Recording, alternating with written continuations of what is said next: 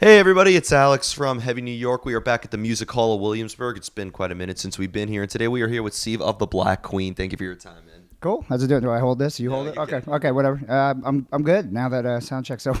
Yeah. Some technical difficulties, right? Yeah, just normal. Whatever's today, Saturday, Tuesday, whatever. Yeah. Friday. I don't even know. Yeah. But it happens. It's not a real concert without technical difficulties. Yeah. Well, I was a technician for a long time, so I understand the problems and the Yeah. struggle. Yeah. All you concert goers don't know the struggle of what goes Yeah. on. There's a lot of downtime and fixing stuff. It's Yeah, really exactly. fun. And you actually kind of led me into my first question because, as some people know, you tech for Dillinger Escape Plan, you tech for Nine Inch Nails. How does it feel working from behind the scenes to now being on the stage? Oh, I love performing. I still obviously have to do some tech work, you know what I mean, day to day, but it's good that I have the knowledge. I think it helps. A lot of musicians don't even barely know how to tune a guitar, so Yeah. it's pretty good to have that. Yeah, I think it's a great advantage in the band to have actually because you know the gear that you're using and I think could also, it just helps you on a technical level and a performance level and everything like that. Yeah. Oh, yeah. And then if something's wrong, you can kind of suss it out as opposed to just being confused and, what's happening? Yeah. Yeah. Some musicians, if there's like a technical difficulty thing, they're like they would understandably so panic. But for you, you're like, oh no, I know what to do right here. Yeah, I usually know what to do, or if sometimes I get pretty upset, so I'll break a guitar or something like that. But yeah, but I do know what to do if I needed to. Being that your front man was in a band that broke many guitars, I think that's fairly appropriate. Yeah, it's all right. I already one of them is rest in peace. Rest in peace is not it wasn't salvageable to say the least. So. But the latest Black Queen record is Infinite Games, which came out in 2018. Let's just give a rundown on how the record cycle has been thus far. It's good. We started with these cold wave shows. Actually, our first show of that record cycle was in New York we were at Gramercy.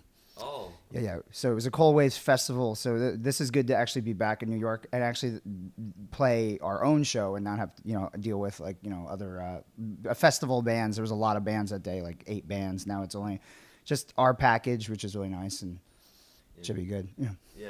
Now, what I've noticed, what I was curious is, being that you did a lot of tech work, and I know that your other member, Justin, is his name, right? Yes. Justin, yes. Yep. Does a lot of tech work as well, and Greg being in the Dillinger Escape Plan, has working with multiple projects. Did that allow you guys to create like a hybrid of many different sounds, or with the formation of the Black Queen, you kind of wanted to do something that none of you have ever really done before? I think it's a combination of both of those things. I think it's interesting that there's no screaming, let's say, in our band, but we still wanted to keep some aggression, especially live. We're a lot more aggressive now, and then we've been. It took a while to play a lot of shows and kind of feel it out and figure out like how we want to be on stage. But yeah, I think it's interesting for me and Justin have worked for a lot of different artists, so we get to see kind of how into their head a bit. So you can see things that you really like and how to accomplish those, and things that you don't like, and to how to avoid certain, let's make this type of sound, or let's not make that type of sound. You know what I mean? Yeah, it works very well. Now, what I was curious is, being that, do you see like a lot of fans from bands that were in like other projects you were involved with? Do you see like a lot of Dillinger Escape Plan shirts or Nine Inch Nails shirts or anything like that at the show? Yeah. There's a big mix of people, which I really like, because I think the band is like that. We don't really sound like one thing. There's a lot of combination of a lot of different things, So yeah, I think even when I was still teching, or back then, I would see other people wearing all the different band shirts that I've worked for, or our shirt. So it's like just this big kind of, I don't know, it's almost like, it's cool. I don't know. There's like a weird overlap between the different bands. Yeah. Definitely. Now, being that the Black Queen's music is so experimental, does that make it a little bit easier to try new things when making new music? Yeah, we don't really we don't like, when we start writing, we just write a bunch of songs and then we figure out kind of the road or the path later. We don't we don't really, I don't know, like both records are different. You know what I mean? So that whatever the new one's going to be, it's just a journey, you know what I mean? And like a peek into like what I was feeling or Greg was feeling during a certain period of time. So yeah, I don't know.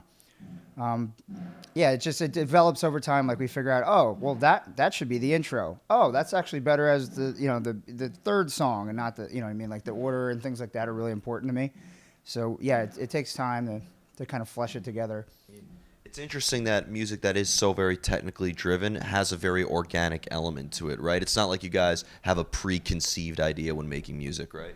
Yeah, it comes out of just like the best things I always feel like for anybody is it comes out of kind of the ether. You don't really know when the idea is gonna appear to you or how it's gonna actually end. From start to finish, you don't know where it's gonna go. Sometimes it'll completely change by the end of it, or you can mess it up by taking too long on something. Yeah. You know what I mean? Just too many revisions can destroy a thing. So. Yeah. So how do you know when a song is finished? When you're sick of hearing it. I don't know. I'm not sure. I don't know. That's actually the most simple answer I've ever gotten. That's normally the longest question it takes for bands to interview. Yeah, usually when I'm like, okay, I've heard this enough. I think it's it's fine. Let's move on. Let's go do something new. Yeah. Now I know that you guys have a real emphasis on your live presence as well with your lights and all that. So when you are performing live versus making music in the studio or practicing or something like that, is it a completely different experience? Or like in the studio or practice space, you try to think about how are we going to translate this live? Well, I am. Well, Greg and I both, but especially me. I'm really into movies. Like I'm more influenced by movies and maybe sound design and things I hear as opposed to just music. Like I don't really listen to tons of music because I hear it all the time. Yeah. So it's like I'll listen to stuff, but I'm more influenced by presentation of things, like how things look. So that's why I think the lights were a big part of our thing, and then projections and things like that, and creating like I don't know, just creating a world. Like Nine Inch Nails always did that, which I obviously saw it a million times. But Yeah. but it's like we want to create our own world as well. Yeah. Are you trying to maybe bring the listener, or in this show's case, the viewer, into your own world, or do you want the listener to kind of have like their own experience with your art? Yeah, I think everyone's different, and they experience things different, and they feel a different way when they hear something or when they see something. They might not, it could depend on all kinds of factors, how the temperature of the place you're in, if it maybe the sound is different at a place or whatever. But it's not really, I don't know. I do it for me. I don't really do it for anyone else. And I mean, if they whatever experiences they want to take from it, they're more than welcome to. But it's mainly for me, so I try to want to create the thing that I have in my head. Yeah. Does the world that you have in your head sometimes alter, though, depending on the venue space? Like, when it comes to, every venue is different, so you have to adjust your sound. Sometimes the stages are bigger than others. So does the world sometimes get altered depending what venue you're playing? Yeah, it's weird because some places don't. Let's say they don't have the capacity for putting lights or even projector with projections and things like that. So you have to kind of adjust. Yeah, you're adjusting to the space. So that's what I'm talking about. Like you don't know, sometimes you don't know what you're gonna get. You show up and it's like, oh, there's nothing here. You know what I mean? Like because I've read people would go, oh, they should learn how to use a fog machine or get a fog machine. Well, you don't know that some places have a fire code and maybe you can't use a fog machine. So that's not. Of course, I want a fog machine. You know what I mean? So yeah, I've heard that before. So people I think are a little ignorant to that, or they don't know it. So it's good for that. Good to tell them. I was always curious to what Rammstein was like back when they were a local band in the day. Well, here's the thing. It's funny. I've seen them a bunch, and I've also talked to them, and they basically have said that when they started early, that they wanted to make their show so big at the beginning that they couldn't play clubs. Like they would have to play bigger places because of the production. But every band has to start somewhere. Yeah. So I mean, it's not like Madison Square Garden's gonna want like a local. Of course. So like that just baffles me. They were playing pretty big places really early on. You know what I mean? Instead of playing like a bar for like 200 people, they were playing like 1,000 caps and things like that. I mean, I don't know. And it's also it was a different time. You know what I mean? It was the 90s, so there was money behind it. Yeah, exactly. So. Exactly. 90s was a crazy time. Yeah. Mm-hmm. Yeah. And one other final question I'd like to ask you is what I was curious about with Infinite Games is I kind of like addressed it a little bit earlier, but was it like a follow up to your previous record, or did you think that this record kind of stands out in its own entity? And do you think that by experimenting that could open doors for the next record? I think they kind of fit in an odd way, but I feel like Infinite Games is more of a complete piece because everything is there's a lot of like, I don't know, from start to finish it feels like one piece of art. Whereas Fever Daydream took a long time and we were touring, everyone was on and off a tour and getting together was really hard to actually finish it. So there's a little bit of like, you can see like a transformation in some of the songs as the record plays, but where Infinite Games was all done in one time period, you know what I mean, recorded with the same equipment, things like that, which I enjoy because then it makes it one entity or whatever you want to call it. But yeah, I do feel like they're kind of companion pieces a little bit.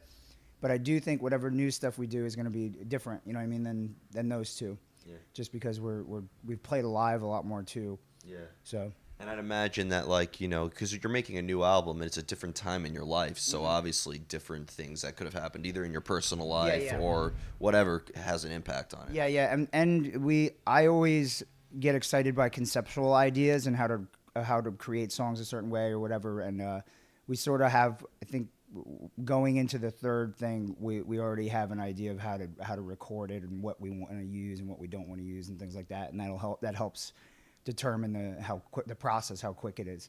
So hopefully we get back in the studio soon. Yeah. And before we go, I want to thank you so much for your time. Is there just anything else with the Black Clean? I almost said the Black Clean, Black Queen that you would like to promote in terms of tours or new music? No, not really. Just we're just on this North American tour. All the dates are on our website, and just come out and we'll see you. See you on the road. Awesome. Come say hi. Yeah. Well, thank you so much, Thank Steve. you. Everybody, Steve of the Black Queen, Infinite Games. Pick it up if you haven't already. This is Alex from New York. We'll see you next time.